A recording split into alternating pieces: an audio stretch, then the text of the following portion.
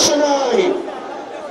আপনি যদি মনে করেন বারবার বলতে থাকেন সিন্ডিকেট এক হাত থেকে আরেক হাতে গিয়েছে, তাহলে আপনার কাজটা কি? যেখানে সিন্ডিকেট, এই সিন্ডিকেটের হাত ভেঙে দিতে হবে। দ্রব্যমূল্যকে মানুষের নিয়ন্ত্রণে আনতে হবে। আইন শৃঙ্খলা পরিস্থিতিকে স্বাভাবিক করতে হবে। কোন বিপ্লবীর গায়ে কোন বিপ্লবীর যদি আক্রমণ করা হয়, এই সরকারকে তার দায়ভার নিতে হবে।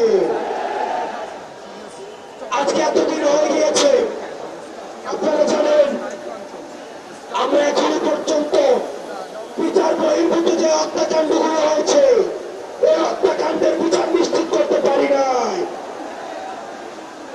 আমরা দেখেছি পিলখানা হত্যাকাণ্ড, এই পিলখানা হত্যাকাণ্ড দেশপ্রেমী অফিসারদেরকে একজন করে মেরে ফেলা হয়েছে।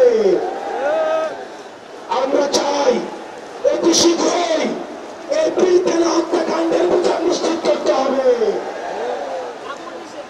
আমরা সব ঘটনাকে ভুলে যাই নাই।